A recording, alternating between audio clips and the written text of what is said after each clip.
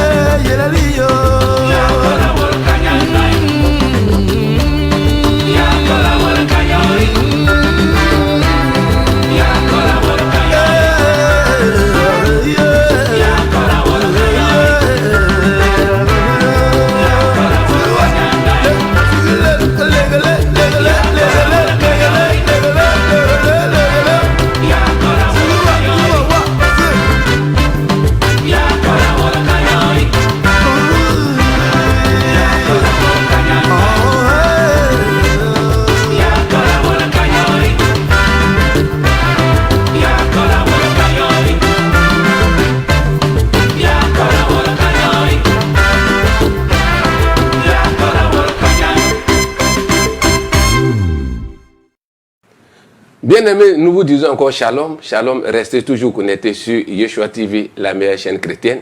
Avant de me tourner vers mon invité du jour, Douba Coulibaly, nous allons d'abord passer par notre première rubrique, Ma part de vérité, la première rubrique.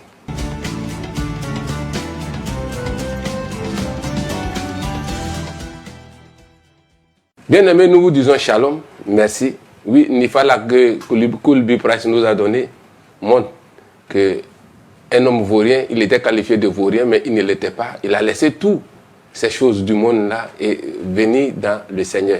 C'est le cas aujourd'hui de celui qu'on a sur notre plateau.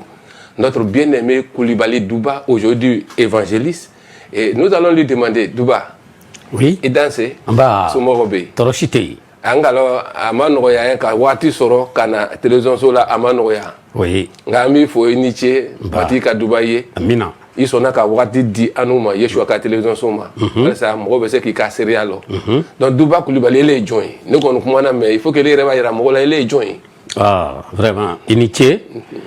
Il y a fois chogomna odedo. Est-ce que toi vous côté que la raison de la venue de quelqu'un est très très important que soi-même. Tu vois non?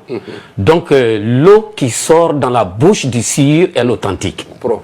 Voilà. Donc ça nous sommes gâtés aujourd'hui de ces proverbes. Voilà. Zana ou bambulo bide. Jimmy me boit manroda ou des smanendo. Voilà. Donc notre Douba Coulibaly ne bangera chrétien du kɔnɔna bangera k'a sɔrɔ n ka cɛkɔrɔbaw n ka masaw ani n kɔrɔw olu bɛɛ ye chrétienw ye nka ne nana muruti ka to diɲɛso kɔnɔna donc i n'a fɔ i ye ɲininka tɔgɔ ye Douba Coulibaly n bɛ bɔ Coulibalilakaw ka gwa la ka taa sanfɛ fɔ duguma a bɛɛ Coulibaly donc i ka ɲininkali jaabi filɛ. Bon. Mais Douba, elle est où là qui fait une bonne histoire, il fait toi metti ni bamso. Il est quand même Coulibaly où là chrétien là, mal là. Oh. Merci. Initie ni ɲininkali la diyara n ye. Ne ka cɛkɔrɔba tɔgɔ ye Adama Kasite Coulibaly. N ka musokɔrɔba tɔgɔ ye Bugusɛli Coulibaly. O la n ka mɔkɛw ni n ka mɔmusow bɛɛ ye Coulibalilakaw ye. Olu bɛɛ tun ye danabaw ye chrétiens ye. Ayi olu tun tɛ danabaw ye dɛ. Chrétien donna olu fɛ cogo di? A daminɛna ne ka cɛkɔrɔba la. Awɔ i y'a sɔrɔ comme ne ka dɔgɔ u donna cogoya min na caman fɔra ɲɛna a ko la tunu bɛɛ tun ye bolisɔnnaw ye surtout u ka jɛkulu la tuma min ni danaya nana jigin an fɛ an ka dugu la ni ma fili a san ma 1932 ni ma fili kɔni chrétien ya tagala fɛ wagati min 1932 an ka dugu la voilà donc o kɔni y'a sɔrɔ an n'u kɔni ma kɛ foyi ye o 32 donc la an ka o cogo la sa an ka cɛkɔrɔbaw dugu bɛɛ nana sɔn danaya ma dugu bɛɛ tuma min parce que o m'a sɔrɔ mission sigilen bɛ anw yɛrɛ ka dugu la o bɛ passeurw la kɔkɔ k'u former anw ka dugu la o b'a yira ko pasteur école tun b'ale ka dugu la a bɛ yen hali sisan donc o kɔnɔna na dugu bɛɛ nana kɛ chrétien ye nka ka kɛɲɛ ni diɲɛ kow ye caman nana bɔ a la ka tɔ to ga saba dɔrɔn an ka dugu mun bɛ bɛɛ ga saba dɔrɔn de tora chrétienya la donc ne bɛ o ga saba ninnu dɔ kɔnɔna na o la an bɛ se ka min f'i ɲɛna ka ɲininkali jaabi la fɔlɔ o filɛ nin ye. Ah donc i wolola chrétien ba kɔnɔ. Awɔ. K'i ka ɲɛnamaya bɛɛ kɛ yen. Awɔ. mais mɔgɔw sɔn e dun kun ka chrétien bila k'i t'i yɛrɛ sɔrɔ fan wɛrɛ fɛ. sabu i yɛrɛ k'a fɔ an ɲɛna ka gɛya ko i ye chrétien den mais i bana ka nabila isa Yeshua fili kɔfɛ k'i yɛrɛ di diɲɛ ma. Oui. Dubaw sɔrɔla cogo di? Mɔgɔ bɛ fɔ k'olu de faamu i ka ɲɛnamaya la. Ayiwa i ni ce ni i ye ɲininkali kɛ i bɛ jaabi sɔrɔ kitabu ko tɛ a ye da kɔngɔ da na yɛlɛ i ye nin ɲininka walasa ka se ka dɔ fɔ tuma min na an donna ekɔli la an ka cɛkɔrɔba y'an don ekɔli la min kɛra an fɛ ɲinan sisi ye o de filɛ nin ye man ka musokɔrɔba dɔn o kɛra an fɛ ɲinan sisi ye nka matigi bɛ ko bɛ kɛ ka kɛɲɛ ni a sago ye o la tuma min na ni an tun bɛ ekɔli la misiw tun bɛ n ka cɛkɔrɔba bolo waati ma ca ok donc misiw tun bɛ n ka cɛkɔrɔba bolo ayiwa a nana kɛ école mana taa ɲɛ u mako tun bɛ mɔgɔ la ka tugu baganw nɔfɛ o la ne ka école ko yɛrɛ dabila o cogo la ka sɔrɔ ka kɛ misigɛn ye o misigɛn de kɔnɔna na ne tun kɛra iko fila n bɛ file fiyɛ kungo kɔnɔ n bɛ n girinni fɔ n bɛ dɔnkili da o de tora o de fɛ sisan o nana nɛgɛ don dɔ la k'an bila dɔnkilida la ani a diyara ne ye o kɛra sababu ye fana ne bana Krista ma dɔnkili taala ni ye dɔnkili ta diyala n ye n bana Krista ma donc ne bana Krista ma cogoya min na a daminɛ filɛ nin ye donc ni ka n'an k'a filɛ sa ele k'i ta o fɔli di a ma sisan k'a ye ko diya bɛ nin na ka se ka Krista bila kɛrɛfɛ ka taa ni fɔli ye duba a tɔ kilasi na cogo di tiga ma don a nana dɛ ayi tuma min ni ye chrétien bila n tun t'a fɛ ka Yesu yɛrɛ tɔgɔ mɛn n tulo la kuma tɛ k'a fɔ ko a ye taa kibaru nɔfɛ donc an tora ten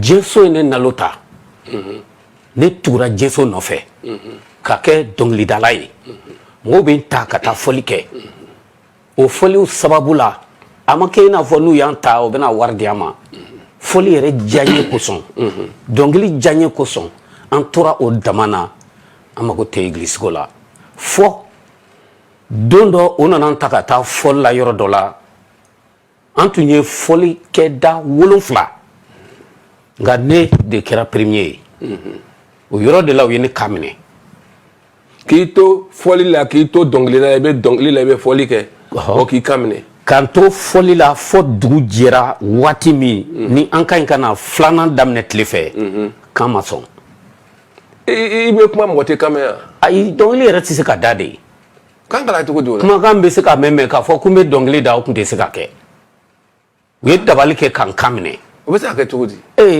farafinna tɛ wa donc o kɛla donc ka t'o la sa n tora yen ten an ka arrondissement na musow ye fɔli dɔ labɛn u taara n ta ka taa ka n to o fɔli la nin don in n balimakɛ nin kɛra ne fɛ kabako ye muso de bana a den na denmusonin dɔ bɛ a kɔ la den tamalenni a ye den foni ka bɔ a kɔ la ka na k'ale jɛnna den kɔ ko k'a di dɔnkilidala ma ko k'a den kanbilenni delen ma den sungurunin sunguru den tamalenni a ma tɛmɛ nin kan ten kosɛbɛ a y'a foni ka bɔ a kɔ la ko ele y'o ta ka k'i muso ye sini ko ale jɛnna den kɔ ko k'a di ne ma ale jɛnna den kɔ k'a di dɔnkilidala fɔli ja kojugu wa fɔli ja kojugu a la ayiwa ne ye den tɛgɛ minɛ ka muso in majamu caman ka tila ka a fɔ n ko a ni ca ka bonya na min na ne kɔnɔ e ye den bɔ i kɔ la k'a di ne ma ni i taara so kɔnɔ na i cɛ bɛna mun e bɛna mun de fɔ i cɛ ye ka sɔrɔ facɛ de bɛ den di furu la muso tɛ den di la furu la ayi den fitinin a yɛrɛ ma se furu ma bila donc a bɛ se ka ma minɛ mɛ n ko facɛ de bɛ jɛn n'o ye ala a bɛ ten facɛ bɛ se ka jɛn n'a ye nka facɛ ma jɛn n'a ye e t'o di ne ma o don ne kaman kɔrɔta la ne y'a dɔn ko tiɲɛna n ko jaduba a sera yɔrɔ jan voilà nɔrɔ bonyana voilà donc o kɔnɔna na sisan san min nana da o kan an taara indépendance fête la o fête kɔnɔna na n ye premier ta yen fana indépendance fête tun bɛ kɛla fɔlikɛlaw nana fɔlikɛlaw yɔrɔ bɛɛ bɛ na fɔlikɛlaw bɛɛ bɛ na fan an ka kɛrɛda mɔgɔw bɛɛ bɛ na n'u ka fɔlifɛnw ye o senfɛ o y'a sɔrɔ fɔli dɔ tun bɛ sanga na o tun ye donso fɔli ye o waati la n tun bɛ se o dɔnkili la kosɛbɛ i fana i bɛ balani fɔ ka ban ka taa donso dɔnni fana n tun bɛ o dɔnkili da c'est qu'à don parfait n'a ko le don parfait de ces choses là était en toi ale de don si tɛna sira donc o kɔnɔna na an tilalen fɔli la sisan o nana ɲininkali kɛ ko premier ka ɲi ka di mɔgɔ min ma ko min tun bɛ donso dɔnkili dara ko premier ka ɲi ka di o de ma o de ye ne ye ka b'o bɔra sa namara kɛra ne la ne ko o y'a bannen ye ja o y'a sɔrɔ sandugufɛjɛ u labɛnna k'a fɔ ni ne yera fɔlikɛ kɛnɛ kan don min ne bɛ bɔ ne c'est à dire ne ɲɛnama man kan ka ta ka bɔ fɔliyɔrɔ la ka taa Aucun qui est bon, aucun qui est faga quoi. Aucun qui faga comme bon crotila. Tu lancé un sort pour que tu meurs en même temps. Pour que je meure en même temps. Oui. Voilà, c'était leur point de vue. Parce que il toko tumbena, j'avais les renommées Duba Koulibaly. Oui. Surtout Nintara dugudeni mi yɛrɛ la ka taa musow sɔrɔ u bɛ susuli la wala u bɛ jita la ne filɛli kosɔn dɔw ka jurufilɛ bɛ to kɔlɔn kɔnɔ. C'est que sitan kun ka bonya ko dɛ. Ni muso an fɛ ni u taara kungo kɔnɔ ka taa si kɔlɔ tɔmɔ u bɛna a ja ka a fara bɔ a la ka susu ka kɛ tulu ye musokɔrɔbaw tun bɛ kɔlɔ susu ni dɔnkili min ye ne tɔgɔ tun bɛ don a la. Ah non, Dubaï comme ça n'a pas de ne tɔgɔ tun bɛ don a la. Voilà. Donc quand an t'o la sa o bɛɛ la ne nana sigi ka jateminɛ kɛ n'a fɔra ko ne bɛ bon san wɛrɛ nata k'a sɔrɔ dɔnniba tɛ ne la o cogo la ka tuguni ni bɛ anw ka nin fɔli in kɔnɔna na juguya bɛ yen i ka kuma sen fɛ n ka fɔlikɛ ɲɔgɔn dɔ tɛmɛna ka taa n ka an bɛ hakɛto an bɛ ko tɛmɛlenw de kan sisan tɛ an bɛ ko tɛmɛlenw de kan k'a fɔ ale tɛmɛna sunkuru dɔ tun bɛ yen ne n'ale tun ka di ɲɔgɔn ye ale tɛmɛna ka taa o nɔfɛ ka taa o ɲininka dogo la yala ne bɛ to ka taa dugu jumɛnw de la a k'o fɔ ale ye. Ale tun b'o ɲininka mun kosɔn. I ni ce i ka ɲininkali ka di. Komi waati ma jan. O ɲininkali kun tun ye ne bɛ taa yɔrɔ min na a bɛ se ka taa dabali kɛ sira la ne ɲɛfɛ. O k'i ye faga. Voilà. Donc ɲininkali kun tun y'o de. Donc ni dama dama nana sɛmɛ ne la ani n kɔrɔmuso dɔ n kɔrɔmuso kɔrɔba dɔ bɛ sigilen tun bɛ Bamakɔ n'a cɛ ye a taara matigi fɛ bi ko Marta nana fɔ n ɲɛna n dɔgɔnin n'i tɛ sanu sɔrɔla i tɛ mobili sɔrɔla i tɛ wari sɔrɔla fɔli na i t'a dabila sani u kana i bɔnɔ i ni la wa. Donc o le kɛla e yɛrɛ y'a kɔsegili sababu ye sisan ka na kuma fɔlɔ min sina ka maga i dusu la walasa bɛ se k'a miiri kɔsegili la. Bien aimé, vous êtes sur Yeshua TV, la meilleure chaîne chrétienne. Préparons la seconde venue du Seigneur. Ce n'est que sur cette chaîne, Yeshua TV, à cette émission, Tianwati, qu'on va entendre ces gens de témoignages. Bien aimé, Duba Koulibaly, fils de chrétien, grandi dans le christianisme, et un jour, lui étant un berger, il suivait les bœufs, il a appris à jouer aux flûtes, à quelques instruments, et le zèle de la maîtrise de ces instruments l'amène un jour à aller par la gloire de ses chansons, à laisser le Christ, à laisser l'église, à laisser la famille et à commencer à s'intéresser à ces choses de la musique et surtout du monde. Et Satan ne va pas le laisser. Doua a eu ce nom qu'il cherchait. Duba va dans les rencontres, tout le monde l'apprécie. Il est aimé par les gens du village, par les jeunes filles. La gloire est là. Duba, pendant combien d'années accent jolité? Abe Kabo Bila Abe Samougan Tourou Nabo. Ah bon, pendant plus de. Ça a duré. Pendant plus de 25 ans, doit avoir cette gloire. N'importe où il allait. La chose encore plus remarquable est que lorsqu'un jour Duba chantait, il y a une maman qui a enlevé sa fillette de son dos, allait donner à Duba. Il dit: tiens, Duba, je t'offre ma fille, prends-la en mariage. Tellement les chants de Duba étaient riches en paroles. Étaient des chants qui amenaient les gens à s'évader. Et cette dernière offre sa fillette en mariage à Duba. Mais Duba, la question, il y a une question à tout dire. La fille est où? C'est qui est ta femme aujourd'hui? Non, elle est un gars moussebi. Au coffre, il y a des minutes à Tegema, Katadi, Abamso, Maka, Fouli, Bamangwani, Chingonia, Kapunya. Donc voilà comment Duba quitta l'église à cause de la gloire de ses instruments et de la voix qu'il avait. Et c'est dans cette voix que Duba va commencer à rencontrer des épreuves. Car dans le monde, il y a les attaques. Puisqu'il ne faisait que monter, et beaucoup de ses concurrents ne faisaient que tomber. Alors là, une jalousie va naître. Il n'y a pas de cadeau dans le monde. Ils vont commencer à chercher à atteindre à sa vie. C'est ainsi que sa sœur va lui dire: mais puisque tu es dedans, tu n'as ni or ni argent, si ce n'est que la gloire. Abandonne cette voie, sinon tu finiras par mourir. Donc, Balmaké Duba, oui. Ah, Iboro Djena. Ah, bah, Krati. Samuel Loriko, Dja Konoï. Moussote Baïla. Ah, non, Augmentala. Ni i ko min kama sɔrɔ ɲɛnamaya kɔnɔ ni ka muso ko ni wari ko bɔra tɔ bɛrɛ tɛ yen. Oui. Donc il est to la ten. A k'i sɔrɔ sisan cogo di ka jijali jumɛn sɔrɔ k'a kɔ segin. Min ye n jija kosɛbɛ n kɔrɔmuso ka kumakan ye baara kɛ n sɔnɔmɛ na. Ale ko di i bɛ se ka kɔ segin o kan. Oui, n kɔrɔmuso Marta a bɛ matigi fɛ bi. A ko n dɔgɔnin i tɛ wari sɔrɔ la i tɛ nafolo sɔrɔ la i tɛ sanu sɔrɔ la fɔli in dabila o kana na i bɔnɔ i ni la. Nin kuma in ye baara kɛ ne dusukun na. C'est-à-dire ta grande sœur te dit tu n'es pas riche si ce n'est que la gloire. Tout le monde t'apprécie, tout le monde t'aime. Maintenant, ni argent ni or. Fais très attention. Sinon, on risque de mettre fin à ta vie. Donc, reviens dans ta famille. C'est-à-dire, reviens dans le Seigneur. Donc, kɛra ten sisan o y'a sɔrɔ ne yɛrɛ dara n kɔrɔmuso min kan ale n'a terimuso tun bɛ deli kɛ ne ye ne tun bɛ yɛlɛ bɔ o ma o aw b'a yira k'a yɛrɛ sɛgɛn aw bɛ deli kɛ ko ne kana Kirista ma ne kana matigi ma n bɛna mun kɛ yen. Vous êtes sur Yeshua TV, la meilleure chaîne chrétienne. Préparons la seconde venue du Seigneur. Et nous allons attaquer maintenant notre deuxième rubrique, mon verset biblique.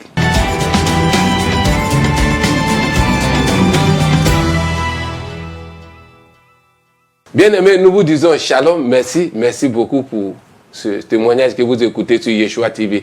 Restez toujours connectés, abonnez-vous et likez surtout. Yeshua TV, préparons la seconde venue du Seigneur. C'est la chaîne la plus écoutée et la meilleure chaîne chrétienne. Balmatia Douba. Oui. Kitabou verset du mois. Quel est le verset biblique? Parce que quand est-ce que tu es revenu? Tu n'es pas revenu facilement. Hein? Parce que tu as eu chaud là-bas. Oui. Agwana iko ile. Tatuguli lai. Donc le koso il pana ka kose kana. Mais mon koso iko se la kana. Voilà. Merci Inche. Nko segira kana sababu mina. A sababu dɔ filɛ nin ye n kɔrɔmuso ka kumakan nana n kɔnɔna. Ko ni ma to yen. Voilà, ko ni ma to yen. N'i ma to n'a to n'i kɔrɔ i kelen b'a cɛ. Filanan tuma min ni nana sigi Tumodi n ye n terikɛ dɔ kunbɛn ko Musa. Musa de a sigilen bɛ Kucala bi a bɛ Nina bi masa fɔlɔ a bɛ Kucala ale de ko ma ko Duba an ka taa église la. Tumodi Musa tun ye chrétien ye. Ale k'i bolo minɛ k'a taa église. K'an ka taa église la. Ma kuma caman k'a la n ko ayiwa an ka taa. An tora ka taa église la an bɛ to ka taa église la an bɛ to ka taa église la o bɛ to ka kalanw di an ma an bɛ to ka lamɛnni kɛ Musa kɛra sababu ye ka ne lana ka ne kɔsegin kosɛbɛ ani n kɔrɔmuso ka kumakan nka i y'a fɔ cogo min na kitabu kumakan na Yohana sura 3 verset 16 ko di ko dabama ye diɲɛ kanu hali fo a ye Yesu Kirista a denkɛ kelen pe di kana sa gongonjiri kan walasa mɔgɔ o mɔgɔ mana da o la o tigi kana halaki nka o tigi ka ɲɛnamaya banbali sɔrɔ i n'a fɔ ne kɔrɔmuso y'a fɔ ne ye i yɛrɛ kɔlɔsi n'o tɛ i bɛna halaki ne dun tun t'a fɛ o kuma ye baara kɛ ne la ne dun tun t'a fɛ ka halaki nin verset in de ye ne jija kana ye k'a fɔ ja ne ni n ka jurumu bɛɛ ja fɛn min ye masa min ye san ani dugu da ja o de ye diɲɛ yɛrɛ kanu nin cogo in na fo ka taa farikolo dɔ dilan a yɛrɛ kana kɛ Yesu ye kana sa diɲɛ bɛɛ kosɔn ne sigira k'a filɛ ni Kirista sara ne kosɔn o tuma na Kirista sara fɛnba kosɔn dɛ ka tuguni dabama min ye diɲɛ ta ni Kirista nana sa olu kosɔn vraiment ne ka ɲi ka kɔsɛgi k'a da la ko sikasiga tɛ nin na ka tuguni a y'a fɔ ni mɔgɔ o mɔgɔ dara a la ni o sara a tigi tɛ halaki nka a bɛ ɲɛnamaya banbali sɔrɔ. Jean 3:16 Yohana sura 3 verset 16 o verset in yɛrɛ de ka ne boloda kun ye ni an bɔra o verset la ni an nana kitabu la kɛwalew ka kitabu sura 4 la ko kisili tɛ sɔrɔ yɔrɔ si la sankolo la o dugukolo kan o kisili bɛ sɔrɔ tɔgɔ min kosɔn o ye nabila Isa Yesu Kirista Nazaretika ni o tɔgɔ tɛ kan ni yɛrɛ sɛgɛ kisili tɛ sɔrɔ tɔgɔ wɛrɛ si la nin verset fila in yɛrɛ de ne jija ne ka sɔrɔ ka kɔsɛgi ka diɲɛ so bila. Bien-aimé, le frère Douba est revenu dans la foi chrétienne.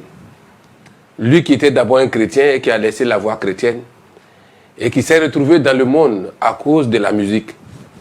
Douba chantait et jouait, comme tu l'as dit, balanfo et aux flûtes, aux autres instruments. Et il a eu ce zèle-là. Il s'est laissé emporter par le monde. Et à un moment donné, le monde voulait réclamer ses droits dans la vie de Douba, puisque là-bas, il y a la haine, il y a les attaques. Et Douba était aimé et cela ne plaisait pas à certains. Et sa vie était en danger. Douba décide de revenir dans la maison du Père. Et là, le verset qui a touché la foi de Douba, car la parole dit, la foi vient de ce qu'on entend, et ce qu'on entend qui est la parole de Dieu. Et Jean 3,16 qui dit, car Dieu a tant aimé le monde. Voilà le verset qui a plus donné la foi à Douba. Car Dieu a tant aimé le monde, Jean 3,16, il a donné son Fils unique, afin que quiconque croit en lui ne périsse point, mais qu'il ait la vie éternelle. Donc Douba, voyant que Dieu a aimé le monde et qu'il a donné son Fils pour ne pas que lui, Douba Coulibaly, meure, alors qu'il était au bout de mourir, car on cherchait à l'attaquer. S'il continuait à aller toujours dans sa voie de gloire du monde, on allait atteindre à sa vie. Et Douba saisit ce verset. Il s'accroche à ce verset, il revient, il dit, si Dieu a aimé le monde, cela veut dire quoi? Dieu m'a aimé, moi, Douba. Voilà pourquoi il a donné le Christ, pour que moi, Douba, je ne périsse pas, mais que j'ai la vie éternelle. Et Douba ne s'est pas arrêté là, il ajoute encore un autre verset, Acte 4, Acte 4, 12. Il n'y a de salut en aucun autre nom. Au-dessus des cieux, sur la terre, il n'y a pas deux noms qui peuvent sauver une personne, si ce n'est le nom de Yeshua. Et Douba s'accroche à ça. Douba, oui.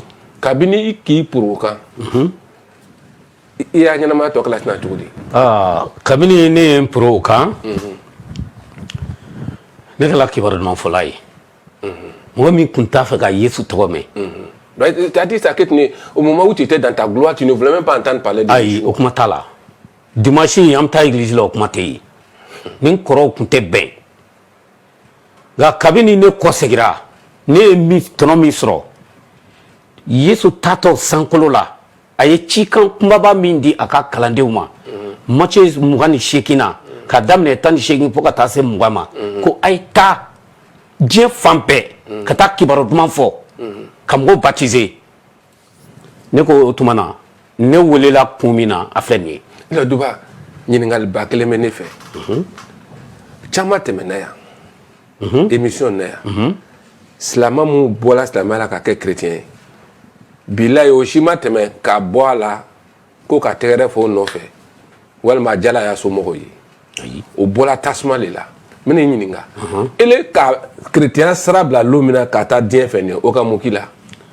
Ne ka chrétien sira bila ka taa diɲɛ fɛ waati min na ne kun ka di diɲɛmɔgɔw ye. Non, mais y'a somɔgɔw ma parce que yan mun tɛmɛna yan n'olu ye silamɛya bila ka tugu sira wɛrɛ kɔ jangata bɛ wuli o nɔfɛ ye.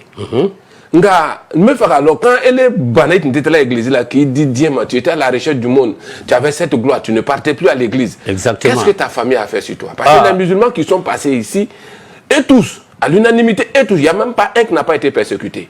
Ils sont sortis dans le feu. Mais toi, tu as laissé la voix du Seigneur, tu es allé dans le monde.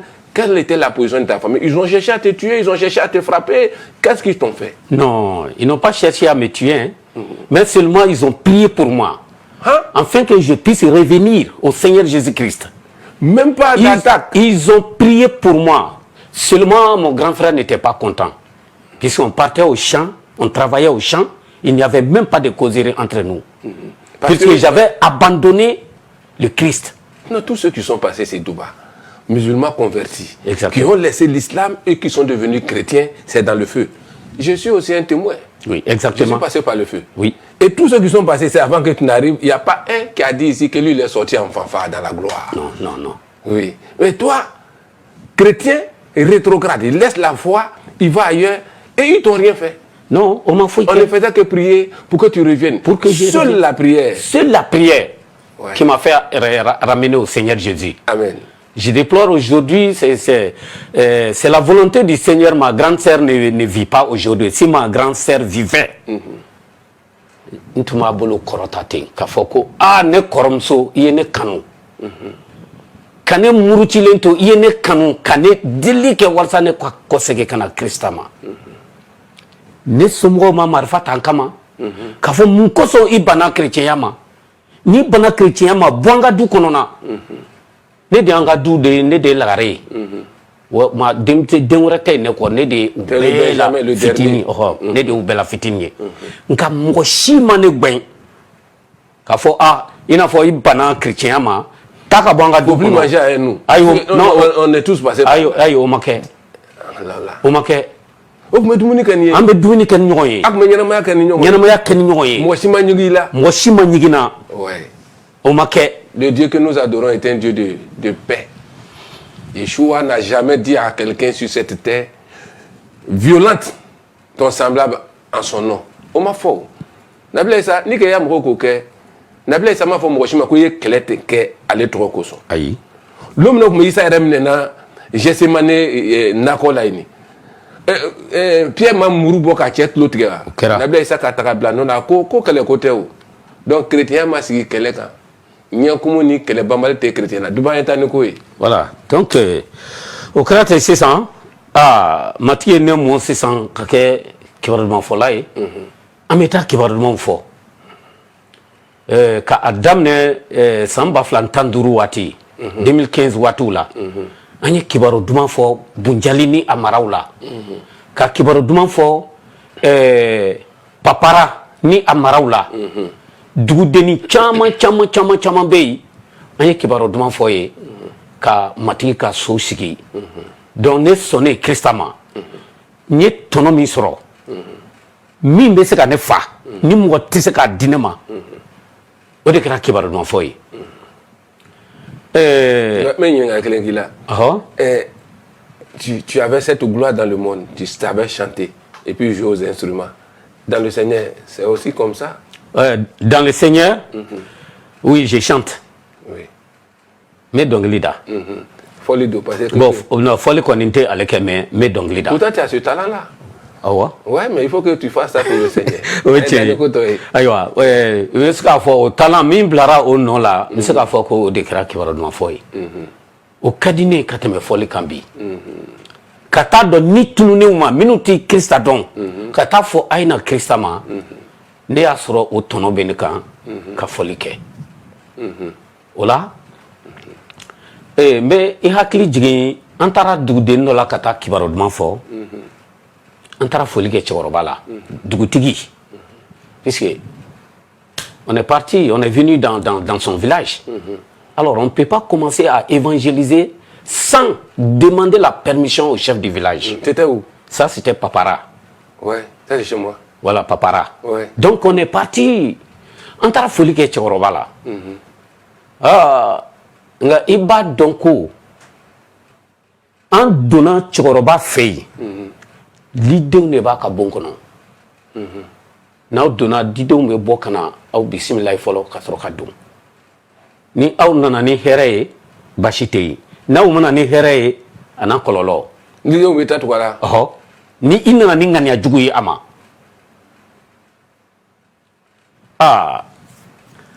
an ye foliw kɛ ka sira ɲini a fɛ a ko problème foyi t'a la a ye taa n'a ka baara ye minnu bɛna sɔn Krista ma o bɛna kɛ hɛrɛ ye dugu la amen amen amen nka o san dugufɛjɛ an taara sɔrɔ cɛkɔrɔba ye diɲɛ to amen an sera dɔrɔn ne nisɔndiyalen ko je vais aller saluer mon chef de village il est devenu mon ami n bɛna taa foli k'a la et on m'a dit que non qu'il est décédé. Vous êtes sur Yeshua TV, la meilleure chaîne chrétienne, et le frère Douba, oui, qui avait tout ce talent dans le monde, est devenu un bon évangéliste. Aujourd'hui, Douba trouve son plaisir, sa vie dans l'évangélisation, comme il l'a dit. Il a laissé le monde pour suivre Christ. Aujourd'hui, c'est un éminent serviteur de Dieu, un vrai évangéliste. C'est ainsi qu'il a commencé à parcourir un peu le pays profond, aller jusqu'à l'extrémité, à la frontière. Papara, ça c'est à la frontière. Oui. Oui. Aller jusqu'à Tengrila, Papara, Bunjali, Korogo, Boaké, Ma, et nous allons dire tout l'intérieur du pays. Et jusqu'à aujourd'hui, Douba continue. Il a même un programme pour le 20 au 27. Exactement. Oui, sur Boaké. Ça c'est Boaké. Oui. Mais on a un programme du 15 au 19 à Yamoussoukro avec le pasteur Michel Samaké du Mali. Ah bon, lui, il viendra là pour Pour évangéliser. Et puis toi, on t'a pris encore comme un évangéliste dans son groupe. Effectivement. On ne peut dire que merci à Yahweh. Donc, bien aimé, l'ancien chantre mondain, lui, c'est le mot. Le Seigneur le récupère, l'un de ses enfants. Et aujourd'hui, Douba est un évangéliste. Et il évangélise dans le monde musulman. Oui, c'est de là qu'il est sorti. Même s'il n'a pas été musulman, Koulibaly Douba, nous savons qu'ils avaient déjà un arrière-plan Koulibaly musulman sans doute. Et Douba devient aujourd'hui un vrai évangéliste. Douba, quelqu'un qui a mis fonini. Il y a un homme qui a dit. Ah, nganyamaya be bolo mi ka sisa. Me lafiya la. Me hɛrɛ la. Hali ni tɔw bɛ boli nafolo kɔ cogo min, n tɛ boli nafolo kɔ ten. N ka ɲɛnamaya bɛ hɛrɛ la. Ka tugu ni Kirista bolo bɛnkan. Jɔyɔrɔ min tun bɛ na, a fɔ ni i n'a fɔ n kɔrɔmuso ka jɔyɔrɔ n'an tun ka bon ni ne yɛrɛ ta ye. N'i ma tugu Kirista nɔ ka dɔnkilida dabila, o kana na i bɔnɛ i ni la. Kabini ne ye o siraw bila, hɛrɛ bɛ ne dusukun na. Hali ni nafolo tɛ n bolo, hali ni du tɛ n bolo, hali ni n bɛ n ka nɛgɛsonin de boli ka taa ka bɔ baarakɛyɔrɔ la ka na, ne bɛ foli di matigi ma, ne bɛ nisɔndiya la. Bi bi in na n bɛ se ka min f'i ɲɛna o de filɛ, ne bɛ hɛrɛ la. Alors là, Dubaï, il est mis fois pour la mort quand il son mot. Ça veut dire qu'à quoi flamand. Au terrain. Il est qu'à dire moi qu'à mis besoin. Qu'à claque à foutre qu'à dire tout qui n'y ressort matigui là. Amanode. Parce que les man matigui là tu co à un cadier de dans le clinique mi quoi. Krati.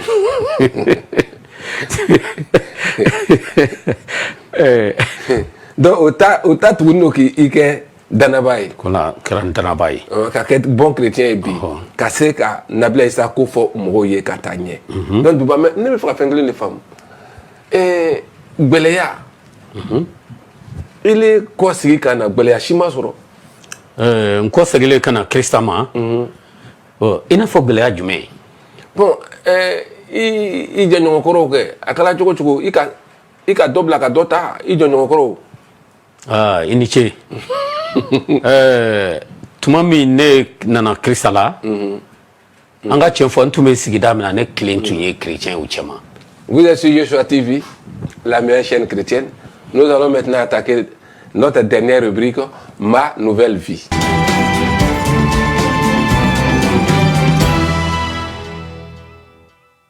Madame Kanole Ambeafo, bien aimé, shalom, restez toujours connectés sur Yeshua TV, la meilleure chaîne chrétienne. Bonne matière Duba. Ametanye. Gbeleya. Et tu sais quand tu connais tes ngik meno ye ka noro ni bunye beso lo fena ka klaka bo kanati. Nyeme kumi korode. Ah nye kumuna de. Nye kumuna katuni ntume kulumi konona. Ne kilene tuye Danabaye u chema. T'as dit quoi c'est ni ele comme yoromna. Toi seul tu es le chrétien maintenant. Kili. Kili ne tu Danabaye. U yen konia. Nterge do be atara ma akareba mo ndek ngemuyi. U bet ni islamaw de. Awo. Au bec islamaw. Tout ton voisinage était musulman. Toi seul tu étais le seul chrétien. Voilà. C'est le rétrograde qui a arrangé sa vie. On ne va plus parler des rétrogrades, mais le chrétien parmi eux. Voilà. Et puis on a akala aussi. Akerati antorati yen konia nterke do tumbe nyinantara bo ayentara soro ko asara o même kilila qu'est-ce qu'on te faisait konia mitundo kaye ko nye chrétien chama tumbe konia o de koson c'est le simple fait que tu sois chrétien koson nye chrétien plus bali beta aller sur l'église kono o kuma o krate kan hakli jigi o jene ka chikoroba dola ntume denana undla ntara afe ngometa yiri tafe nsira maminge nyafo salam alaikum amat nga foli jabi nkara ka fo tuguni salam alaikum amanga foli jabi ngo choroba ne dumbala kifo choroba kwa le masika ni famo bamanan de kasika bamananya dabla katato tubabu ka dine nofe. Non, ni ne parle phoni, tu connais, les madame abine jabi chumi. Torban ni mu islama. Torban tu islama. Donc ouais, la kaboko islama le bamana sra quoi. o de la nya ɲininka ko ngo e silama ye ako awo ngo silama dine bɔra min ko arabu la ngo e arabu de ya ngo so yi ka tore to itara to arabu ka dine no fe ko ne da kadi donc ka finyina ka foko geleya do ye oye ntirke ale nana tugu no fe o ko mun ko so yi be ta anofe ntirke ya fo hali shini katuguni furu dɔ tun kɛra an fɛ n y'a wele a taara o furu kɛnɛ kan mun kosɔn a nana furu kɛnɛ kan u y'a daminɛ k'ale i terikɛ tun ye silamɛ ye ayi ale tun ye silamɛ ye ale ko hali sini n'a ye ne wele ko dɔ b'u ka église la n bɛ taa hali bi i n'a bɛ teriya la hali bi n'a bɛ teriya la nka ɲinan de n taara ka taa bɔ yen n taara sɔrɔ ko a banna donc o yɔrɔ digira n na tiɲɛ na voilà donc o ye kɔniya dɔ ye o la i n'a fɔ kɔniya bonyana ka kɔniya bonya mun kosɔn n bɛ kirisa la o nana ye n tɛ bɔ yen o ka kumakan ma kɛ cogo si la ka se ka ne kɔsegin u ye teriya ta ni ye sisan ko non ko n balimakɛ ko tiɲɛ yɛrɛ la i ka kow ka ɲi dɛ nka fiɲɛ min bɛ la dɔrɔn de i tɛ ten biri donc u y'a kɛ cogo bɛɛ walasa ka se ka mabɔ kirisa la u ma se donc o teriya kun taara ni kun jumɛn ye sisan parce que o ko tani ŋaniya dɔ ye oui i n'a fɔ an bɛɛ tun bɛ bɔ fan kelen fɛ o an bɛɛ ye fan kelen mɔgɔw ye an bɛɛ taara ɲɔgɔn sɔrɔ yen ko ele kelen de t'o ya sira kan ne kelen de tun t'u ka sira kan n kosɔn n t'u ka sira kan gɛlɛya tun b'o yɔrɔ de la donc o k'i ele fara o kan o nana gɛrɛ i la mais ŋaniya jumɛn tun b'o kɔnɔ o gɛrɛtɔ aya ŋaniya min tun b'o kɔnɔna gɛrɛtɔ o nana ye ko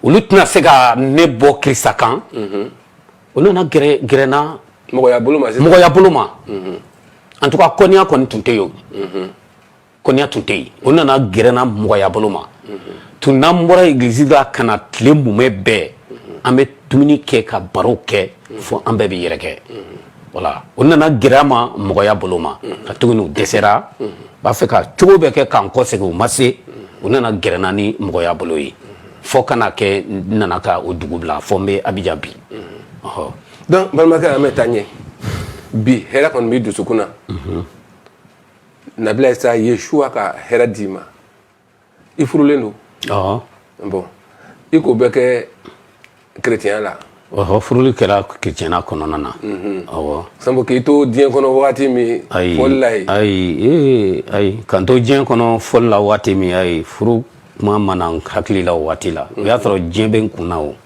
voilà donc ma se ka furu kɛ o waati voilà mais a ma nɔgɔ dɛ parce que i ko ka di muso bɛɛ ye o i bɛna jɔn ta ka bila ye ka tɔw to yen donc n'an ka filɛ bi hɛrɛ b'i dusu la hɛrɛ bɛ yen siranya si tɛ yen ayi kirisa ko la siranya tɛ na k'a fɔ ni n sara n bɛna don ten n bɛna don ten ayi jahanama kɔnɔ gan ayi o si tɛ yen o tɛ yen ayi kirisa ma min fɔ Yohana sura 3 la m'o de fɔ wa dabama ye diɲɛ kanu n'i sara i kana halaki nka i ka ɲɛnamaya banbali sɔrɔ ɲɛnamaya banbali ye jumɛn de ye o ye alijinɛ de ye ça c'est vrai donc o sirasika tɛ na sabu Christ k'o kɛ ka ban dans Jean 3 car Dieu a tant aimé le monde qu'il a donné son fils unique afin que quiconque croit en lui ne périsse point mais qu'il ait la vie éternelle donc péri o tɛna halaki péri o tɛ halaki péri donc ele kɔni tɛ halaki n'u cɛla tuguni ayi ne tɛ halaki n'u cɛ ma dɛ ayi ne ɲina tɔmɔna Kirisa fɛ sigasiga tɛ n'a yɛrɛ balimakɛ balimamuso ni sigasiga b'i la sigasiga bɔ i la Yesu ko la a ye diɲɛ kanu hali bamanankan n'i ye hali kɔrɔ filɛ a kɔrɔ ka dun dɛ dɔ fɔ n ye fɛn min ka di ye fo ka dama tɛmɛ hali bɛ fɔ o yɔrɔ de la donc ni dabama ye diɲɛ kanu hali fo ka Yesu di o sigasiga tɛ yen kanuya dan tɛ kanuya min na voilà dan tɛ kanuya min na Yesu sɔnna o de ma walasa ne ka se ka don o ɲɛnamaya banbali la o la ne dɛngɛnayalen don sisan k'a fɔ ko sigasiga tɛ n na voilà ka tuguni ne kɛra o mɔgɔw cɛntaba dɔ ye Yesu Kirisa ye alijinɛ min kofɔ ɲɛnamaya banbali min kofɔ ne ye o tiɲɛ taba dɔ ye o la siga tɛ yen. balimakɛ Duba i y'a seereya kɔrɔtalen don hali nka san'an bɛ taa ɲɛ tuguni mɔgɔw b'an filɛ la o Duba état ni ɲɔgɔn mɔgɔ caman bɛ yen dɔw bɛ yen u wolola danayaso kɔnɔ mais u bɛ ta duniya fɛ ils sont nés dans des familles chrétiennes et puis d'autres même des chrétiens deviennent musulmans oui u bɛ bɔ chrétien la ka t'u yɛrɛ sɔrɔ silamɛya la o bɛ yen o ka ca des chrétiens qui deviennent des musulmans. On peut comprendre qu'un musulman peut devenir chrétien. Ouais. Parce que ce n'est pas nous qui le disons, c'est le Coran même qui le dit. Hein. Le Coran dit dans la Sourate 3, verset 55. Il dit ceux qui suivent Yeshua sont au-dessus de ceux qui ne l'ont pas suivi jusqu'au jour de la résurrection. Ceux qui suivent Jésus, Yeshua, Coran, Sourate 3, verset 55, sont au-dessus de ceux qui ne l'ont pas suivi jusqu'au jour de la résurrection. Donc, on va y aller à Foko.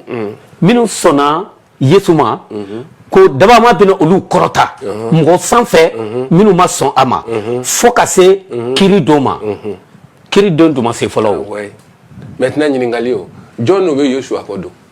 Ah on de be Yeshua ko. Ah mais ni ka aya sra lama don nyino ko lu se bala o. Ah, ko se bala. I singele me kenama, singele me sokono. Obejate ko ibe kenama. Non, o le ko to ko lu se bala ko afola ko chrétien mu ma bible yelema ani chrétien sebe mu be ko sino ko chrétien bete ko sino lu fana se bala. Mais quand on mu metu la nabla isako, ceux qui suivaient le Seigneur Yeshua de son vivant, c'est ceux qui l'ont accepté comme Dieu fait homme. Exactement. Allez do. Le chrétien clama du ma son âme ko Yeshua Jésus est Allah. Ah, o te sonde. Non, mais c'est ça. Kasro Yesu ye dabama denye. Ouais. Chika fouita là. Mais ils sont les mains. Il faut que tu acceptes ça pour être sauvé. Ne les mains sont mains. Et bien ça qui se joue. Et c'est qui c'est de. Et bien son amade. Oui.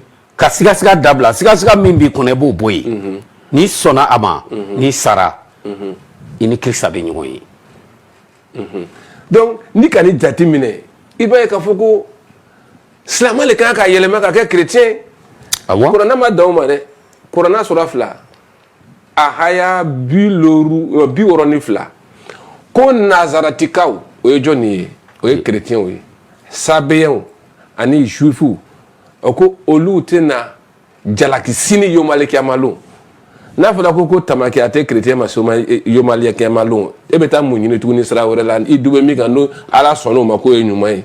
I beta mu gara nyini. Ayi. Foni halakili ko bila. Ni halakili ko bila. Oui. Ibeta. Donc Duba sana metanye la délicat du m'a belé fait en fleur kala mon baby. Il sait que la délicat du m'a dit au moins minute ça va kono. Cassé kao deme ka familial sur ça belé ka ko flamo. Et que me dana bay ko black ti reste sur Dieu kono. Tu étais un croyant né dans une famille chrétienne, tu abandonnes la foi à cause des choses du monde, la gloire du monde, la chanson du monde, ce que le monde te donnait comme honneur, gloire et élévation, et tu fais tout ça pendant plus de 20 ans, tu découvres que non, si tu ne te retournes pas, on risque de finir avec toi. La délicate, je m'avais le fait. Qu'est-ce que toi tu as dit à nos téléspectateurs de Yeshua TV, la meilleure chaîne chrétienne? La délicate, mi me fait qu'à la c'est la même bauma.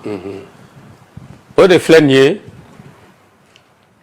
ni ima faraka tugu dienso no fe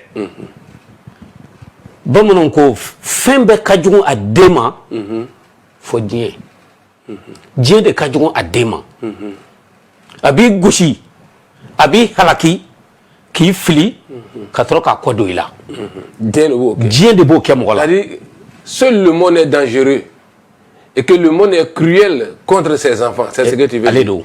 C'est dans le monde seul que le monde peut t'engendrer et puis ensuite te tuer et te détruire, te mettre à côté. Et t'oublier. Donc, yani, au cas, c'est Auma. Nous venons la main. Ani nous venons flé. Nous wati là. Ne ka chikambe la c'est Auma. Ne tumbe au siraminkan. Ne aya soro au dobe au sirakan. Yesu bi anwele. Ko ikana alema. Wasani sara. Ikana halaki. Nga ika nyinamaya bambali soro balmanken balmamuso yala jonde beyi ni atafe ka nyinamaya bambali soro ate bebe nyinamaya ko na foro a bambali o kɔrɔ de i bɛ kɛ alijinɛ na i ka ba diɲɛ so fɛnw ma ka tugu Yesu nɔfɛ ni i sara i bɛ alijinɛ sɔrɔ donc welelikan min bɛ ne fɛ ka lase lamɛnnikɛlaw ma o de filɛ nin ye u ka sigi ka diɲɛ filɛ ko diɲɛ bɛ mɔgɔ nɛgɛ tɔnɔ tɛ diɲɛ la ni tɔnɔ tun bɛ diɲɛ la sisan tiɲɛ sɔrɔ an kamaw kɔrɔta la yalama kitabu b'a fɔ an ɲɛna Yohana kitabu la a bɛ mun ye adamaden ye ka diɲɛ bɛɛ sɔrɔ ka sa ka tila ka halaki ka taa tasuma na o la n'i tulo bɛ ne la kana dimi sɛgɛsɛgɛli kɛ lajɛli kɛ kitabu filɛ i ka gɛrɛ mɔgɔw la minnu bɛ dabama ka kuma dɔn walasa u ka se ka i kalan ni o kɛra n'i sara sikasiga tɛ yen i bɛna don alijinɛ na min ye ɲɛnamaya banbali ye cika min bɛ ne fɛ k'a lase n lamɛnbaaw ma balimakɛ o de filɛ nin ye Mati ka duba ye ami mais duba kelen wɛrɛ bɛ yen dɛ ka kɛɲɛ kuma fɔtɔ ye an b'a ye ko i kuma min na ile muruti la ka ban ka taa église la gɛlɛya si ma s'i ma mais lamɛnbaga nin ye silamɛw ye dɛ o du bɔtɔ gɛlɛya bɛ nana tɛ komi chrétien bɔtɔ ne ko ne ɲininka ko mais ele bɔla k'a tugu diɲɛ nɔfɛ k'i kɔdi église ma et puis gɛlɛya si mɔgɔ si ma ban i la o mi gbɛn ka bɔ du kɔnɔ bɛ dumuni kɛ nin o bɛ fɛn bɛɛ kɛ nin ye kama sɔrɔ n'i du kun kɔni kɛ silamɛya la i tun bɛ haramuya dɛ i bɛ se ka mun kan sɔrɔ k'o fɔ an lamɛnbaga mun an filɛlikɛla mun fɛ mun bɛ nin position na n'o bɛ ban ka siran sikasa bɔ dusukun na o bɛ siran na ni n bɔla nin bɛna kɛ n na nin bɛna kɛ n na o ye wajibi ye parce que kitabu kuma dɔ y'a fɔ ko Yesu ko ale nana dugukolo kan nka ale mana ni hɛrɛ ye dugukolo kan ale nana ni dugukolo kan ka baw ni faw fara ka bɔ ɲɔgɔn na ale nana dugukolo kan ka den ni a ba fara ka bɔ ɲɔgɔn na ale nana dugukolo kan ka cɛ ni a muso fara ka bɔ ɲɔgɔn na nka dɔw ma faamuya dɔw ko Yesu mana ni hɛrɛ ye farali min ko don ka e to i ka ɲɛnamaya kɔrɔ la ni i sɔnna Yesu ma i banbaw de bɛna ba i la n'i sɔnna Yesu ma e cɛ de bɛna ba i la n'i sɔnna Yesu ma e muso de bɛna ba i la o ye wajibi ye ka tugu ni Yesu Kirisa yɛrɛ tɔɔrɔ la ban kɛra Yesu Kirisa yɛrɛ la ni an tugura a nɔfɛ wajibi don ban bɛna kɛ an na a y'a fɔ ka kuma na yɔrɔ dɔ la ko ni nin bɛ kɛ jiri kɛnɛ na mun de na kɛ jiri jalan na a ka fɔ ten o la n'i sɔnna Yesu ma wajibi don gɛlɛya bɛ n'i sɔrɔ nka n bɛ min fɔ o tigilamɔgɔw ye u banmalen ka to waati dɔrɔn de don waati dɔrɔn de don i sɔnna Kirisa ma i ka somɔgɔw bɛ nin tɔɔrɔ u bɛ nin gbɛn nka e sirilen ka to Kirisa la n'i gbɛnna ka bɔ yen kitabu y'a fɔ ko a bɛna balima kuraw d'i ma Kirisa ka so kɔnɔna donc welekan min bɛ ne fɛ ka lase u ma n'u sɔnna Kirisa ma u ka somɔgɔw bɛna u tɔɔrɔ nka u sirilen ka to o tɛ se ka kɛlɛ kɛ ni dabama ye waati gɛlɛya mana kɛ cogo cogo don dɔ a bɛ ban o cikan de bɛ ne fɛ ka lase lamɛnbaaw ma. Bien aimé, vous êtes toujours sur Yeshua TV, la meilleure chaîne chrétienne. Préparons la seconde venue du Seigneur. Et nous sommes encore toujours avec notre bien-aimé frère Douba Koulibaly, un rétrograde qui est né d'une famille chrétienne.